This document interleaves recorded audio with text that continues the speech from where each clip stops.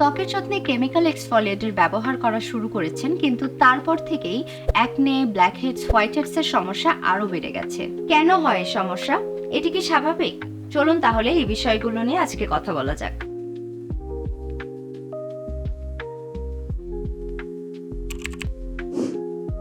Exfoliating এজেন্টের কাজ হলো ত্বকের সেল টার্নওভার রেট বাড়ানো।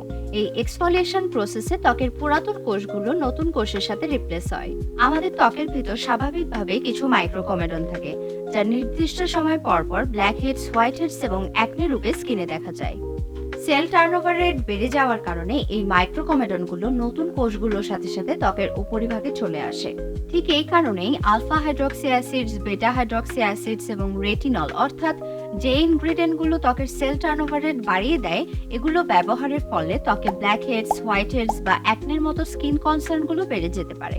এই প্রসেসকেই বলা হয় পার্জিং, যার বাংলা অর্থ শুদ্ধিকরণ। এই প্রসেসে পোরস আস্তে আস্তে ক্লিয়ার হয়ে স্কিন কোয়ালিটি ইমপ্রুভ হবে। সাধারণত 1 মাসের মধ্যে ক্লোজড কমেডন কমে স্কিন ক্লিয়ার হয়ে যায়, অর্থাৎ পার্জিং হলে ভয়ের কিছু নেই, এটি একটি ন্যাচারাল প্রক্রিয়া। যদি দেখেন 1 মাস পরেও কোনো স্পেসিফিক ইনগ্রেডিয়েন্ট থেকে আপনার স্কিনে অ্যালার্জিক রিয়াকশন হচ্ছে বা ইনফ্লামেশন হচ্ছে, তার মানে সেটা আপনাকে স্যুট করছে না। এটাকে বলা হয় ব্রেকআউট।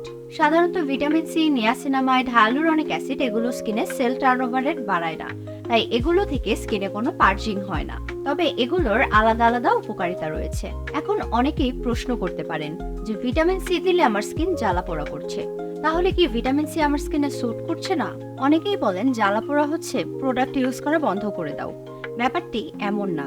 যখন নতুন কোনো ইনগ্রেডিয়েন্ট আমাদের স্কিনের ভেতরে যাবে, স্বাভাবিকভাবে স্কিন সেটাকে নিতে চাইবে না, কারণ আমাদের স্কিনেরও কিছু নিজস্ব ডিফেন্স মেকানিজম আছে।